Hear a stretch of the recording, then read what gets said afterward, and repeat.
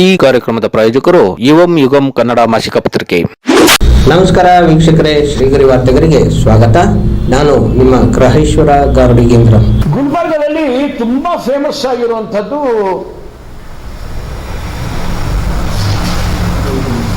ಒಂದು ಮಸೀದಿ ಇದೆ. ಖ್ವಾಜಾ ಬಂದೇ ನವಾಜ್ ದರ್ಗಾ ಅಂತ ಹೇಳಿ ಹೇಳ್ತಾರೆ. ಅದಕ್ಕೆ ಖ್ವಾಜಾ ಬಂದೇ ನವಾಜ್ ದರ್ಗಾ, ಸಾಮಾನ್ಯ KBN ಅಂತ ಹೇಳ್ತಾರೆ.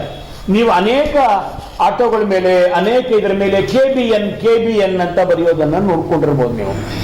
ಅದೇನು ಅಂತಂದ್ರೆ ಖ್ವಾಜಾ ಬಂದೇ ನವಾಜ್ ಅಂತ ಹೇಳಿ ಮುಸಲ್ಮಾನರಲ್ಲಿ ಒಬ್ಬ ಬಹಳ ದೊಡ್ಡ ಸಂತ ಅಂತ. ಅವನ ಒಂದು ದರ್ಗಾ ಅದು ಗುಲ್ಬರ್ಗದಲ್ಲಿದೆ. ಆ ದರ್ಗಾಕ್ಕೆ ಸಂಬಂಧಪಟ್ಟಂತ ಜಾಗವನ್ನ ಇವರು ದುರುಪಯೋಗವನ್ನು ಮಾಡಿಕೊಂಡು ಅಲ್ಲಿ ಇವತ್ತು ಎಲ್ಲಿ ಬರುತ್ತೆ ಇದು ಅಂತಂದ್ರೆ, ನಿಮ್ಗೆ ಅದರ ಗುಲ್ಬರ್ಗದ ಕಲ್ಪನೆ ಇತ್ತು ಅಂತಂದ್ರೆ, ಗುಲ್ಬರ್ಗದಲ್ಲಿ IB ಇದೆ.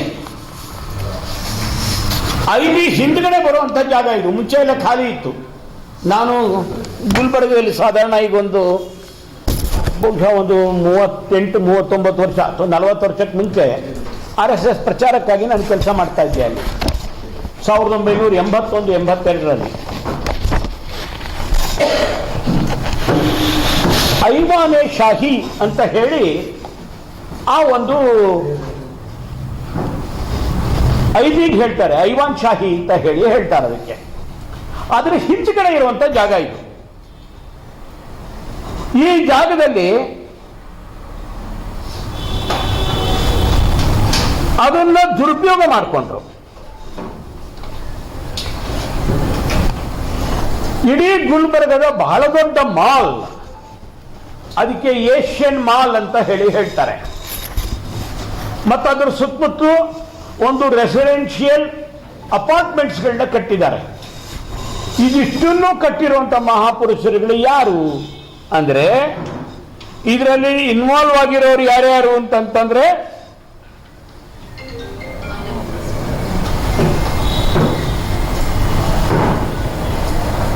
ವಕ್ಫ್ advisory board Gulbarga,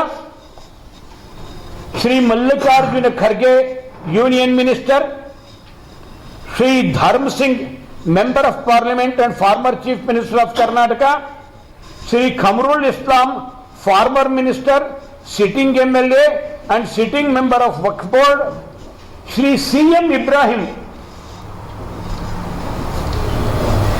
Al-Haja Sayyid Yasin MLA, Ashfaq Ahmad Chulbul ಅಂತ ಹೇಳಿ ಈತ ಡೆಪ್ಟಿ ಮೇಯರ್ ಆಗಿದ್ದು ಗುಲ್ಬರ್ಗಾ ಸಿಟಿ ಕಾರ್ಪೊರೇಷನ್ಗೆ.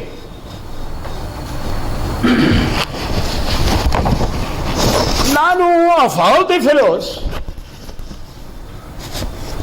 ಈ ವಕ್ಫ್ ಆಸ್ತಿಯ ಬಗ್ಗೆ ಚರ್ಚೆ ನಡೆದಾಗ ಯಾರೋ ಒಬ್ರು ಬಹಳ ಜಾಸ್ತಿ ಸ್ವಲ್ಪ ಕುಣಿದಾಡ್ತಾ ಇದ್ದಾರಲ್ಲ, ಕಾರಣ ಏನು ಅಂತ ಜ್ಞಾಪಕ ಬಂತು ನನಗೆ. ಹುಡುಕಿದೆ ನಾನು.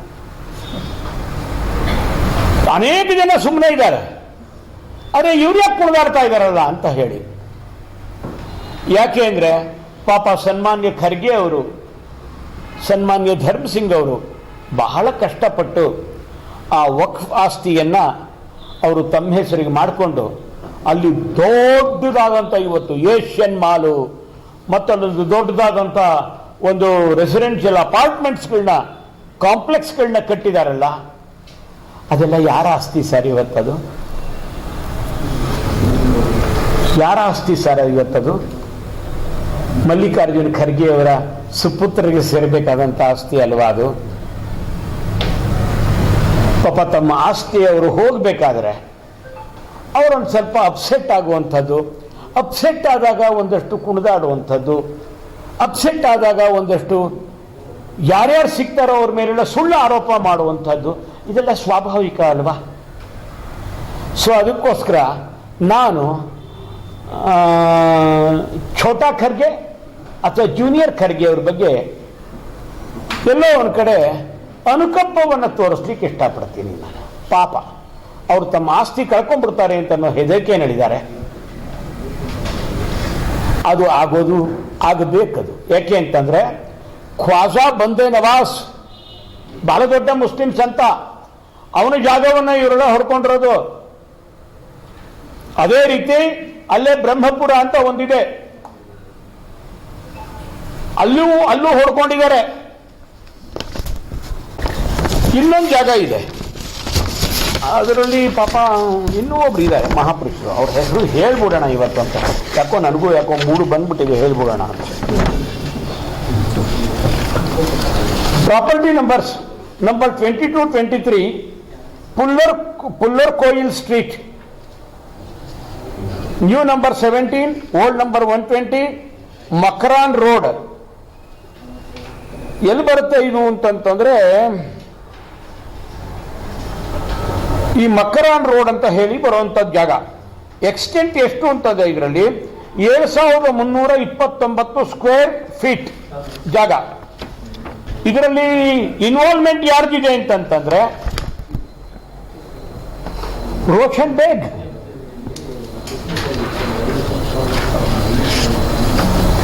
ಆಮೇಲೆ ಇನ್ನೊಂದು survey number 2, 4, 5, 13, 11, 7, 8 and 9 Vadepura village. Total ಎಷ್ಟು ಗೊತ್ತಾಯಿತು? 239.38 ಎಕರೆನಲ್ಲಿ, ಔಟ್ ಆಫ್ ವಿಚ್ 3.01, 2.30, 4.14 ಎಷ್ಟು ಜಾಗವ ದುರುಪಯೋಗ ಆಗಿದೆ. ಅಲ್ಲಿಗೆ ಎಷ್ಟಾಯ್ತು? ಅಲ್ಲಿಗೆ 3, 2, 5, 4, 9, 10 ಎಕರೆ. ಈಗ 239.38ರಲ್ಲಿ 10 ಎಕರೆ ದುರುಪಯೋಗ ಆಗಿದೆ, ಸ್ವಂತಕ್ಕೆ ಉಪಯೋಗ ಮಾಡ್ಕೊಂಡ್ಬಿಟ್ಟಿದ್ದಾರೆ. ಯಾರ್ಯಾರಿದ್ದಾರೆ ಅದರಲ್ಲಿ ಅಂತಂತಂದ್ರೆ Tahera Haris, wife of NA Haris, MLA Shantinagar. Suraiya Mohammed, mother of NA Haris, MLA Shantinagar constituency.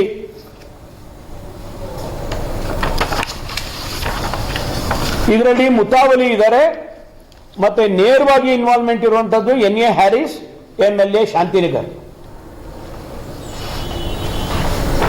ಈ ತರಹದ್ದು ಇನ್ನೊಂದಿದೆ ನೋಡಿ, ಬಹಳ ದೊಡ್ಡದಾದಂಥದ್ದು.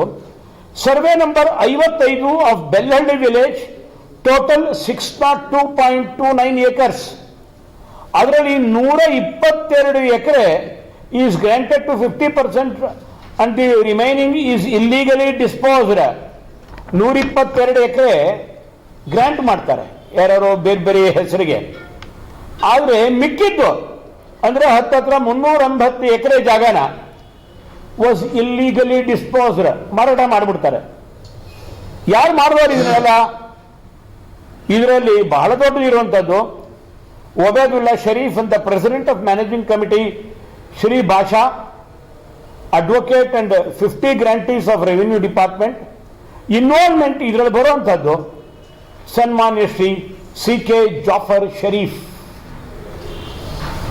ಇವತ್ತು ನಾವು ಏರ್ಪೋರ್ಟ್ ಕಟ್ಟಿರುವಂಥ ಜಾಗದ ಸುತ್ತಮುತ್ತಲು ಇರುವಂಥ ಕೇವಲ 380 ಎಕರೆ ಜಾಗ.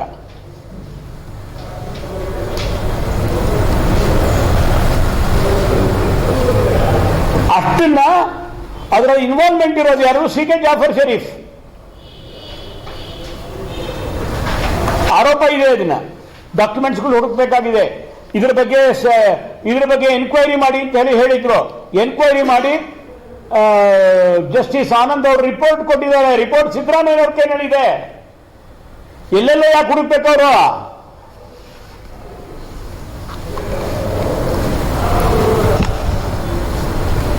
ಇನ್ನೂ ಒಂದಿದೆ, serial number 189 and 259 Muslim grave yard, Armstrong road, Bangalore, 100/200. ಇದನ್ನ ತಗೊಂಡಿರೋರ ಪೈಕಿ ನಮ್ಮ ರೋಷನ್ ಬೇಗ್ ಇದ್ದಾರೆ.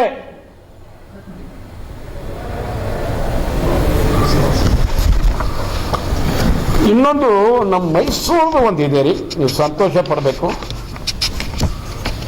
ಸಂತೋಷ ಆಗುತ್ತಲ್ವಾ? ಇಷ್ಟೆಲ್ಲ ಯಾರ್ಯಾರೋ ಎಲ್ಲೆಲ್ಲೋ ಮಾಡಿಬಿಟ್ಟಿದ್ದಾರೆ. ಮೈಸೂರಿನಲ್ಲಿ ಯಾರು ಏನು ಮಾಡಿಲ್ಲ. The Rifahul Muslimeen properties are Gausia Manzil, Apna Ghar, Rifa commercial complex, Khuluyari, vacant land in Sayyadira Road and Akbar Road, Majlis-e-Rihaful Muslimin, Mysore. Sayajirao road ಒಂದು, ಅಕ್ಬರ್ ರೋಡ್ ಒಂದು. ಇದರಲ್ಲಿ ಇನ್ವಾಲ್ವ್ಮೆಂಟ್ ಯಾರು? ಮೈಸೂರಿನ ತಾಜ್ ಮೊಹಮ್ಮದ್ ಖಾನ್ ಮತ್ತು ಲೇಟ್ ಅಜೀಜ್ ಸೇಠ್ ಅಂಡ್ ಶ್ರೀ ತನ್ವೀರ್ ಸೇಠ್.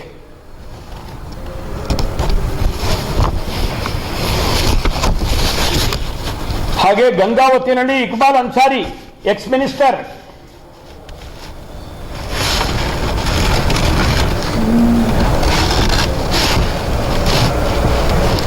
ಈ ರೀತಿ ಎಲ್ಲರ ಒಂದು ಲಿಸ್ಟ್ ಅನ್ನು ಸಹ ಇವರು ಕೊಟ್ಟಿದ್ದಾರೆ. ಇದರದ್ದು ಈ ಥರದ್ದೆಲ್ಲ ಆಗಿರುವಂಥದ್ದು ಎಷ್ಟು ಅಂತಂದ್ರೆ ಬಹುಶಃ ಒಂದು ಅಂದಾಜಿನ ಪ್ರಕಾರ ಅವತ್ತು ಈಗ ಎಷ್ಟು ಬಹುಶಃ ನನಗನ್ಸತ್ತು 11-12 ಲೆಕ್ಕ ಇಟ್ಕೊಂತು ಅಂತಂತಂದ್ರೆ ಆವಾಗ ಮಾಡಿದ್ದಂಥದ್ದು ಲಿಸ್ಟ್ ಅದು 2.39 ಲಕ್ಷ ಕೋಟಿ. 2.39 ಲಕ್ಷ ಕೋಟಿ 11-12ಕ್ಕೆ ಸೇರಿದಾಗೆ. ಈಗ ಎಷ್ಟು ಎಕರೆ ಸರ್ ಟೋಟಲ್ ಬಹುಶಃ ನನಗನ್ಸೋದು ಒಂದು ಹತ್ತತ್ರ ಒಂದು ಒಟ್ಟು ಬೇರೆ ಬೇರೆ ಕಡೆದು ಎಲ್ಲ ಸೇರಿಸ್ತು ಅಂದರೆ ಅಗ್ರಿಕಲ್ಚರಲ್ ಲ್ಯಾಂಡ್ಗಳು ಈ ಥರದ ಅದನ್ನೆಲ್ಲ ಸೇರಿಸ್ತು ಅಂದರೆ ಹತ್ತತ್ರ ಒಂದು 40,000 ಎಕರೆ ಜಾಗ ಇದೆ. ಕಬಳಿಸಿರುವಂಥದ್ದು. ಹಾ, ವಕ್ಫ್ ಆಸ್ತಿಯನ್ನ ಈ ಮುಸ್ಲಿಂ ನಾಯಕರುಗಳೇ ಕಬಳಿಸಿರುವಂಥದ್ದು, ಬೇರೆ ಯಾರು ಅಲ್ಲ. ಇವ್ರ ಜೊತೆಗೆ ಒಂದಷ್ಟು ಜನ ಪಾಪ ಸಹಕಾರ ಕೊಟ್ಟಿದ್ದಾರೆ ಅಷ್ಟೇ. ನಮ್ಮ ಮಲ್ಲಿಕಾರ್ಜುನ ಖರ್ಗೆ ಅವರು, ನರಸಿಂಹರಾವ್ ಸೂರ್ಯವಂಶಿ ಅವರು, ಮತ್ತೆ ಧರ್ಮ್ ಸಿಂಗ್ ಅವರು, ಒಂದಷ್ಟು ಜನ ಸ್ವಲ್ಪ ಸಹಕಾರ ಕೊಟ್ಟಿದ್ದಾರೆ ಅಷ್ಟೇ ಪಾಪ. ಆಯ್ತು ಮಾಡ್ಕೊಳ್ಳಿ, ಅದನ್ನ ಸ್ವಲ್ಪ ಮಾಡ್ಕೊಳ್ಳಿ, ನಮಗೂ ಒಂಚೂರು ಕೊಡಿ ಅಂತ ಅಷ್ಟೇ, ಇನ್ನೇನಿಲ್ಲ. ಆಗ 40,000 ಎಕರೆ ಇನ್ನೂ ಜಾಸ್ತಿ ಆಗಿರ್ಬೋದು. ಆವಾಗ 2.39 ಲಕ್ಷ ಕೋಟಿ. ಇವತ್ತಿಗೆ ನೀವು ಲೆಕ್ಕ ಹಾಕ್ತು ಅಂದ್ರೆ ಕನಿಷ್ಠ 5 ಲಕ್ಷ ಕೋಟಿ ರೀ. ಜಮೀನು ಜಾಸ್ತಿ ಆಗಿರ್ಬೋದು. ಹಾ, ಖಂಡಿತ ಜಾಸ್ತಿ ಆಗಿದೆ. ನಾನು ಅದಕ್ಕೆ ಇವತ್ತು ನನಗೆ ಯಾವತ್ತೂ ಸಿದ್ದರಾಮಯ್ಯನವ್ರ ಮೇಲೆ ಬಹಳ ಗೌರವ, ಬಹಳ ಪ್ರೀತಿ, ಆತ್ಮೀಯತೆ. ನಮ್ಮೂರಿನವರು, ನಮಗೆ ಬೇಕಾದಂಥವ್ರು. ಯಾವಾಗ ನಾನು ಎದುರಿಸಿದ್ರು ಏನು ಮನ್ಸು ನಾ ಹುಷಾರಾಗಿದೆಯೇನೋ ಅಂತ ಮಾತಾಡಿಸ್ತಾರೆ ನನ್ನ ಕಂಡ್ರೆ. ಬಹಳ ಪ್ರೀತಿ ನನ್ನ ಬಗ್ಗೆ. ಅವರು ಪಾಪ ಬಹಳ ಕಷ್ಟಪಟ್ಟು ಈ ಎಲ್ಲ ಅವರ ಭಾಗ್ಯಗಳನ್ನೆಲ್ಲ ಪಾಪ ಅವರು ಕೊಡ್ತಾ ಇದ್ದಾರೆ. ಭಾಗ್ಯಗಳಿಗೆ ದುಡ್ಡಿಲ್ಲ, ಒದ್ದಾಡ್ತಾ ಇದ್ದಾರೆ ಅವರು. ಅದಕ್ಕೋಸ್ಕರವಾಗಿ ನಾನು ಇವತ್ತು ಅವ್ರಿಗೆ ಸಲಹೆಯನ್ನು ಕೊಡ್ತಾ ಇದ್ದೇನೆ. ಇವರು ಯಾರ್ಯಾರು ಇದ್ದು ಜಾಗವನ್ನೆಲ್ಲ ನುಂಗಿದಾರಲ್ಲ ಅದನ್ನೆಲ್ಲ ಹರಾಜು ಹಾಕ್ಬಿಡಿ. ಸನ್ಮಾನ್ಯ ಸಿದ್ದರಾಮಯ್ಯನವರೇ, ಬರೋ ಹಣದಲ್ಲಿ ಇನ್ನೂ ಒಂದಷ್ಟು ಭಾಗ್ಯ ಕೊಡಬಹುದು ನೀವು. ಬರೀ ಹೆಣ್ಮಕ್ಳಿಗೆ ಯಾಕೆ, ಗಂಡು ಮಕ್ಕಳಿಗೂ ಫ್ರೀ ಸರ್ಕಾರಿ ಬಸ್.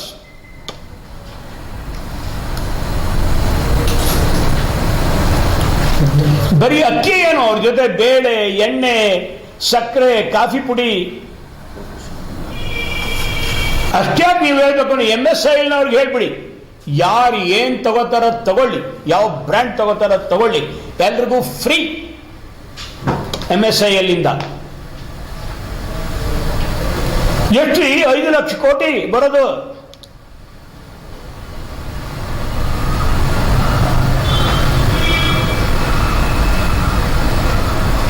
ಆದರೆ ಒಂದು ಮಾತ್ರ ನಾನು ಹೇಳ್ತೇನೆ, ಜನ ಯಾರು ಬಕ್ರಾಗಳಿಲ್ಲ. ನೀವು ಹೇಳಿದ್ದನ್ನ ಸತ್ಯ ಅಂತ ನಂಬೋದಿಕ್ಕೆ ಬಕ್ರಾಗಳು ಯಾರಿಲ್ಲ ಇಲ್ಲಿ. ನೀವು ಸದನದಲ್ಲಿ ಹೇಳ್ಬಿಟ್ಟ ತಕ್ಷಣ, ಮಂತ್ರಿಗಳಾಗಿ ಹೇಳ್ಬಿಟ್ಟ ತಕ್ಷಣ ನೀವು ಹೇಳಿದ್ದೆಲ್ಲ ಜನ ಒಪ್ಕೊಂಡ್ಬಿಡ್ತಾರೆ ಅನ್ಕೊಂಡಿದ್ದೀರಾ? ವಿಜಯೇಂದ್ರನ ಮೇಲೆ ಮಾಡಿರುವಂತ ಆರೋಪ ಸುಳ್ಳು. ಸ್ವಂತ ಆಸ್ತಿಯನ್ನ ಬಚಾವಣೆ ಮಾಡಿಕೊಳ್ಳಲಿಕ್ಕೆ ಮಾಡ್ತಾ ಇರುವಂತ ಒಂದು ದುಷ್ಟ ಪ್ರಯತ್ನ ಇದು. ಇದರಲ್ಲಿ ನೇರವಾಗಿ ಇನ್ವಾಲ್ವ್ಮೆಂಟ್ ಆಗಿರುವಂತವ್ರು ಯಾರು? ಸದನದಲ್ಲಿ ಈ ಸ್ಟೇಟ್ಮೆಂಟ್ ಮಾಡಿದಂತ ಛೋಟಾ ಖರ್ಗೆ,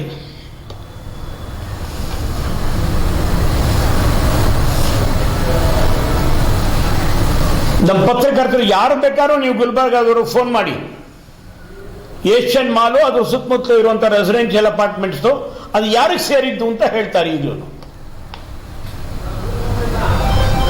ಸರ್ ಈಗ ಆ ಏಷ್ಯನ್ ಮಾಲು ಯಾರ ಹೆಸರಲ್ಲಿದೆ ಸರ್?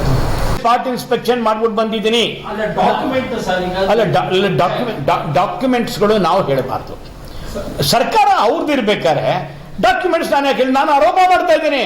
ಜಸ್ಟಿಸ್ ಆನಂದ್ ಅವರು ರಿಪೋರ್ಟ್ ಕೊಟ್ಟಿದ್ದಾರೆ ಅಂತ. ಆ ರಿಪೋರ್ಟ್ ನನಗೆ ಕೊಟ್ಟಿಲ್ಲ, ಅಲ್ಲ ಅವ್ರಿಗೆ ಅವ್ರಿಗೆ ಕೊಟ್ಟಿದ್ದಾರೆ. ಅದ್ರಲ್ಲಿ ಅವರು ಅದನ್ನ ಹೇಳಿ ಬಾಯ್ಬಿಟ್ಟದನ್ನ ಅವರು ಯಾರ ಹೆಸರಲ್ಲಿ ಇದೆ ಅಂತ. ಸರಿ ಸರ್, ಸಿದ್ದರಾಮಯ್ಯ ಗೌರ್ಮೆಂಟ್ ಆದ್ಮೇಲೆ ಬಿಜೆಪಿ ಗೌರ್ಮೆಂಟ್ ಬಂತಲ್ಲ, ಆ ಗೌರ್ಮೆಂಟ್ ಯಾಕೆ ಈ ವರದಿನ ಅನುಷ್ಠಾನ ಯಾಕೆ ಅನುಷ್ಠಾನ ಮಾಡಲಿಲ್ಲ? ಎಲ್ಲ ಮುಸ್ಲಿಮರೇ ಭಾಗಿಯಾಗಿದ್ದಾರೆ ಅಂತ ನೀವು ಎಂತ ಆಘೋಷವಾಗಿ ಹೇಳ್ತಾ ಇದ್ದೀರಲ್ಲ. ಅವತ್ತು ಯಡಿಯೂರಪ್ಪ ಇರ್ಬೋದು, ಸದಾನಂದ ಗೌಡ ಇರ್ಬೋದು, ಜಗದೀಶ್ ಶೆಟ್ಟರ್ ಇರ್ಬೋದು, ಮುಸ್ಲಿಮರ ಬಗ್ಗೆ ಪ್ರೀತಿ ಇತ್ತು ಅವ್ರಿಗೆ. ಅಲ್ಲಲ್ಲ, ಅದೆಲ್ಲ ಆದ ನಂತರದಲ್ಲಿ ಅವ್ರ ರಿಪೋರ್ಟ್ ಬಂತು. ರಿಪೋರ್ಟ್ ಬಂತು ಅಂದ್ರೆ ಸರ್, ಅಲ್ಲ ಬಂದಿದ್ದು ಯಾವಾಗ? ಸಿದ್ದರಾಮಯ್ಯನವ್ರ ಕಾಲದಲ್ಲಿ ರಿಪೋರ್ಟ್ ಬಂತು. ಹಾ, ಸಿದ್ದರಾಮಯ್ಯ ಮುಖ್ಯಮಂತ್ರಿ ಆದಾಗ ಅವ್ರಿಗೆ ರಿಪೋರ್ಟ್ ಬಂತು. ನೆಕ್ಸ್ಟ್ ಮುಖ್ಯಮಂತ್ರಿ ಆಗಿ ಬಿಜೆಪಿ 5 ವರ್ಷ ಅವರೇ ಅಧಿಕಾರದಲ್ಲಿ. ಅವ್ರಿಗೆ ಆಗ ಪ್ರಿಯಾಂಕಾ ಅದಾದ್ಮೇಲೆ ಬಂದಿದ್ದು ಮುಖ್ಯಮಂತ್ರಿ ಅಲ್ಲ, ಒಂದ್ ನಿಮಿಷ, ಅದಾದ್ಮೇಲೆ ಮುಖ್ಯಮಂತ್ರಿ ಬಂದಿದ್ದು ಕುಮಾರಸ್ವಾಮಿ. ಮೊದಲು ಧರ್ಮಸೆ ಸರ್, ನಿಮ್ ಸರ್ಕಾರ ಹೌದು ಬಂದು ಆದ್ರು. ಮತ್ತೀಗ ಯಡಿಯೂರಪ್ಪನವ್ರು ಅಲ್ಲ, 2ನೇ ಬಾರಿಗೆ ಯಡಿಯೂರಪ್ಪನವರಾದ್ರು. ಅಲ್ಲ, ಒಂದ್ ನಿಮಿಷ 2ನೇ ಬಾರಿಗೆ ಯಡಿಯೂರಪ್ಪನವರಾದ್ರು. ಆಮೇಲಿಂದ ನಮ್ಮ ಬಸವರಾಜ ಬೊಮ್ಮಾಯಿ ಆಗಿದೆ. ಅಲ್ಲ, ಅದನ್ನ ಮಾಡ್ಲಿಕ್ಕೆ ಬೇಕಾದಂತದ್ದಕ್ಕೆ ಒಂದಷ್ಟು ಲೀಗಲ್ ರಿಪೋರ್ಟ್ಸ್ ನ ತೆಗೆದುಕೋಬೇಕಾಗಿತ್ತು. ಏನ್ ಸರ್ ಇಷ್ಟು ನೀವು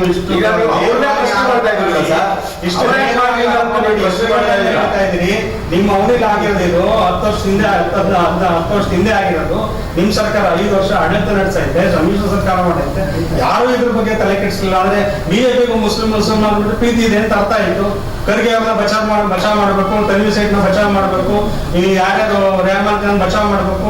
ಇದೆಲ್ಲ ಬಿಜೆಪಿ ಆಡಳಿತ ಮಾಡೋದು ಮುಖ್ಯಮಂತ್ರಿಗಳು ಇತ್ತು ಅಂತ ಅನ್ಸಲ್ವಾ? ನನಗೇನು ಹಾಗನ್ಸಲ್ಲ. ಆಗ ಪ್ರಯತ್ನ ಪಟ್ಟಿದ್ದಾರೆ, ಇಲ್ಲ ಅಂತಿಲ್ಲ, ಪ್ರಯತ್ನ ಪಟ್ಟಿದ್ದಾರೆ ಅಂತ ಇಲ್ಲ. ಆದ್ರೆ ಅದಕ್ಕೆ ಅವ್ರು ಕನ್ಸರ್ನ್ ಅವರೇ ಉತ್ತರ ಕೊಡಬೇಕು. ಪ್ರಯತ್ನ ಪಟ್ಟಿದ್ದಾರೆ, ನನಗ್ ಗೊತ್ತಿರೋ ಹಾಗೆ ಪ್ರಯತ್ನ ಪಟ್ಟಿದ್ದಾರೆ. ಯಡಿಯೂರಪ್ಪನವ್ರು ಉತ್ತರ ಕೊಡ್ಬೇಕಾಗುತ್ತೆ ಸರ್. ಸರ್ ಹೆಂಗೆ ಗೊತ್ತಾ, ವಿರೋಧ ಪಕ್ಷ ನಾನು ಯಾವತ್ತೂ ನೇರವಾಗಿ ಮಾತನಾಡುವಂತ ವ್ಯಕ್ತಿ. ಅದಕ್ಕೆ ಬೊಮ್ಮಾಯಿ ಉತ್ತರ ಕೊಡಬೇಕು, ಯಡಿಯೂರಪ್ಪನವರು. ಇಂಥ ದೊಡ್ಡ ಹಗರಣ ಬಿಜೆಪಿ ಅಧಿಕಾರಕ್ಕೆ ಬರೋದೇನೆ ಹಂಗೆ ಹೇಳ್ಕೊಂಡು. ಸರ್ ಈಗ ಕಾಂಗ್ರೆಸ್ ಆಗ್ಲಿ, ಬಿಜೆಪಿ ಆಗ್ಲಿ, ಜೆಡಿಎಸ್ ಆಗ್ಲಿ ಸರ್, ವಿರೋಧ ಪಕ್ಷದಲ್ಲಿದ್ದಾಗ ಮಾತ್ರ ಇವೆಲ್ಲ ಬರೋದು. ಅಧಿಕಾರಕ್ಕೆ ಬಂದಾಗ ಅದನ್ನ ಏನು ಕೆತ್ಕಲ್ಲ, ಅದನ್ನ ಏನು ಮಾಡಲ್ಲ, ಅವರು ಟ್ರೋಫಿ ಆದ್ರೆ ಈಗ ನಡೀತಾ ಇರುವಂತ ಚರ್ಚೆ ಯಾವುದ್ರ ಬಗ್ಗೆ ಪ್ರಾರಂಭವಾಗಿತ್ತು?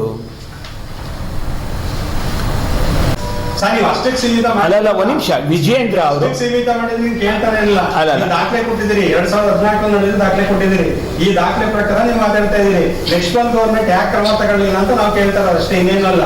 ಈ ವಿಜಯೇಂದ್ರನಿಗೆ ಸೀಮಿತವಾಗಿ ಮಾತಾಡಿದ್ರೆ ಯಾವ ಪ್ರಶ್ನೆ ಇಲ್ಲ. ವಿಜಯೇಂದ್ರನಿಗೆ ಸೀಮಿತ ಕೊಟ್ಟಿದ್ದೀರಿ. 10 ವರ್ಷದಿಂದ ದಾಖಲೆ ಕೊಟ್ಟಿದ್ದೀರಿ ನೀವು. ಹೌದು. ಯಾಕೆ ನಿಮ್ ಸರ್ಕಾರ ಮಾಡಲಿಲ್ಲ? ಯಾಕೆ ಮಾಡಲಿಲ್ಲ ಸರ್? ಪ್ರೀತಿನ ಮುಸಲ್ಮಾನ್ ಕಂಡ್ರೆ ಮುಸಲ್ಮಾನರ ಕಂಡ್ರೆ ದ್ವೇಷ ಇಲ್ವೇ ಇಲ್ಲ ರೀ. ನಾವ್ ಇದನ್ನ ಅನ್ವರ್ ಮಾನಪಾಡಿ ರಿಪೋರ್ಟ್ ಕೊಟ್ಟಿದ್ದೆ ಮುಸಲ್ಮಾನರ ಮೇಲೆ ಪ್ರೀತಿಯಿಂದ. ಪಾಪ ಅವರ ವಕ್ಫ್ ಆಸ್ತಿಯನ್ನ ಇವರೆಲ್ಲ ನುಂಗ್ಬಿಟ್ಟಿದಾರಲ್ಲ ಅಂತ ಅನ್ನೋ ದುಃಖದಿಂದ ನಾವು ಕೊಟ್ಟು ಆಸ್ತಿ ಉಳಿಸ್ಬೇಕು ಅಂತ ಯಾಕೆ ಅನಿಸ್ಲಿಲ್ಲ ಬಿಜೆಪಿ ಗೌರ್ಮೆಂಟ್ಗೆ? ಅಲ್ಲ, ಅದೇನೇ ನಾನು ಹೇಳಿದ್ದು. ಆ ಸಮಯದಲ್ಲಿ ರಿಪೋರ್ಟ್ ಬಂತು. ರಿಪೋರ್ಟ್ ಬಂದಿದ್ದಕ್ಕೆ ಒಂದಷ್ಟು ಸದನದಲ್ಲಿ ಒಂದ್ಸರಿ ಇವರು ಇಡಬೇಕಾಗಿದ್ದನ್ನ ಇಟ್ಟಂಗ್ ಮಾಡ್ದಂಗ್ ಮಾಡಿ ಕೊನೆಗೆ ಕೋರ್ಟ್ಗೆ ಹೋಗಿ, ಅದು ಹೈಕೋರ್ಟ್ಗೆ ಹೋಗಿ, ಸುಪ್ರೀಂ ಕೋರ್ಟ್ಗೆ ಹೋಗಿ ಆಗಿ ಬರೋ ತನಕ ನಮ್ದು ಅವಧಿ ಮುಗಿದೋಯ್ತು. ಅದಕ್ಕೆ ಮುಂಚೆ ನೀವು ಆರೋಪ ಮಾಡೋದಲ್ಲ ಸರ್, ಸಿದ್ದರಾಮಯ್ಯನವರು ಈ ವರದಿ ತಗೊಳ್ಬೇಕಿತ್ತು, ಅದನ್ನು ಬಿಡುಗಡೆ ಮಾಡಬೇಕಿತ್ತು ಅಂತ. ಈಗ ನೋಡೋದು ನಿಮ್ಮ ಮೇಲೆ ಬಂದಾಗ ಕೋರ್ಟ್ ಹೋಗ್ತೀರಾ? ಇಲ್ಲ, ಅಷ್ಟೊತ್ತಿಗೆ ನಾನು ಹೇಳಿದ್ದು ಸಿದ್ದರಾಮಯ್ಯನವರು ಇಡ್ಲಿಲ್ವಲ್ಲ. ಅದಕ್ಕೆ ಅನ್ವರ್ ಮಾನಪಾಡಿಯವರು ಹೈಕೋರ್ಟ್ಗೆ ಹೋದ್ರು, ಹೈಕೋರ್ಟ್ ನಿಂದ ಸುಪ್ರೀಂ ಕೋರ್ಟ್ಗೆ ಹೋದ್ರು ಇಡಿ ಅಂತ ಹೇಳಿ. ಬಿಜೆಪಿ ಒಂದೇ ಸಮಸ್ಯೆ ಸರ್, ಪಲಾಯನವಾದ. ಒಂದೇ ಸಮಸ್ಯೆ ಬಿಜೆಪಿ. ಇಲ್ಲ ಸರ್, ಹಾಗೇನಿಲ್ಲ. ವಿರೋಧ ಪಕ್ಷದಲ್ಲಿ ಅಲ್ಲ, ನಾನು ಹೇಳಿದ್ನಲ್ಲ, ಅವಾಗ ಹೈಕೋರ್ಟ್ ಮತ್ತು ಸುಪ್ರೀಂ ಕೋರ್ಟ್ ಈ ವರದಿಯ ಬಗ್ಗೆ ಹೈಕೋರ್ಟ್ ಮತ್ತು ಸುಪ್ರೀಂ ಕೋರ್ಟ್ನಲ್ಲಿ ಅವಾಗ ವ್ಯಾಜ್ಯ ನಡೀತಾ ಇತ್ತು. ಆ ಕಾರಣಕ್ಕೋಸ್ಕರ ಇಡಕ್ಕಾಗಿಲ್ಲ. ಈಗ ಅದಕ್ಕೆ ಕೇಳ್ತಾರೋ ಇಡೀ ಮುಂದೆ ಸದನದ ಮುಂದೆ ಇಡಿ ಅಂತ.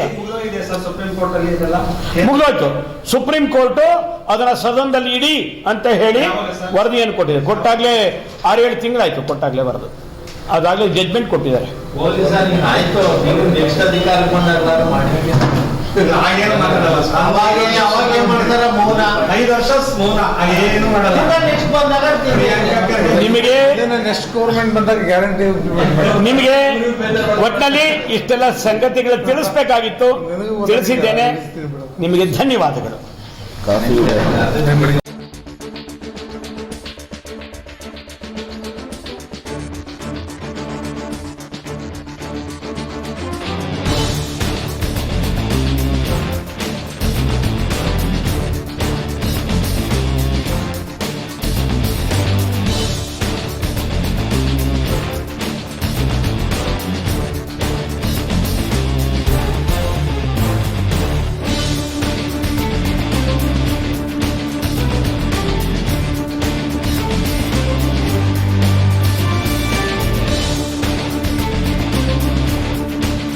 ಮತ್ತೆ ಮುಂದಿನ ವಾರ್ತೆಗರಿಯಲ್ಲಿ ಭೇಟಿಯಾಗೋಣ. ಶ್ರೀಗರಿ, ನಿಮ್ಮ ಮನದಾಳದ ಗರಿ. ನಮಸ್ಕಾರ. ಶ್ರೀಗರಿ, ನಿಮ್ಮ ಮನದಾಳದ ಗರಿ. ಶ್ರೀಗರಿ, ನಿಮ್ಮ ಭಾವನೆಗಳ ಗರಿ. ಶ್ರೀಗರಿ, ನಾಡಿನ ಹೆಮ್ಮೆಯ ಗರಿ. ಮನೆ ಮನಗಳ ಗರಿದು ಶ್ರೀಗರಿ, ತನು ಮನ ಧನಗಳ ಗರಿದು ಶ್ರೀಗರಿ, ವಿಶ್ವದ ದೇಶದ ನಾಡಿನ ಗರಿದು ಶ್ರೀಗರಿ. ಶ್ರೀಗರಿ ಶ್ರೀಗರಿ ಶ್ರೀಗರಿ ಶ್ರೀಗರಿ ಶ್ರೀಗರಿ, ನಿಮ್ಮ ಮನದಾಳದ ಗರಿ.